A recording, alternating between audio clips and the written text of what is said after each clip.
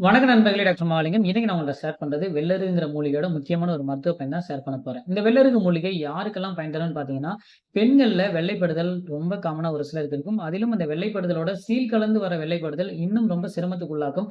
அவங்களுக்கு வந்து பார்த்தீங்கன்னா, ரொம்ப பேக் பெயின் சொல்லுவாங்க. அதுக்கடுத்து ஜெனிட்டல்ல ரொம்ப இச்சிங் அண்ட் பர்னிங் சென்சேஷனோட ரொம்ப தொந்தரவு தருதுன்னு சொல்லுவாங்க. அவங்களுக்கு எல்லாமே சிறப்பா பயன் தர்றதுதாங்க இந்த வெள்ளரிக்கு. இந்த வெள்ளரிக்கு எப்படி பயன்படுத்தணும்னு பார்த்தீங்கன்னா, வெள்ளரிக்கு குடிநீரா எடுத்துக்கிறது ரொம்ப நல்லது. இந்த வெள்ளரிக்கு குடிநீர் எப்படி பிரிப்பேர் பண்ணணும்னா, ஒரு 5 கிராம் அளவு வெள்ளரி சூர்ணம் எடுத்துக்கங்க. ஒரு 4 மிளகு, ஒரு வெள்ளை பூண்டு எடுத்து ஒரு 250 எம்எல் தண்ணீல போட்டு நல்லா கொதிக்க வச்சு, அத ஒரு 60 எம்எல் வடிகட்டி காலை, இரவு 2 வேளை மினிமம் ஒரு 15 டேஸ் எடுத்துட்டாலே நல்லாவே கண்ட்ரோல்க்கு வரும். இந்த வெள்ளரிக்குல நெறைய மருத்துவ குணங்கள் இருக்கு. முக்கியமா இது நல்ல ஆன்டி ஆக்ஸிடென்ட் ப்ராப்பர்ட்டி உள்ளது. Anti bacterial and anti microbial activity உடையது.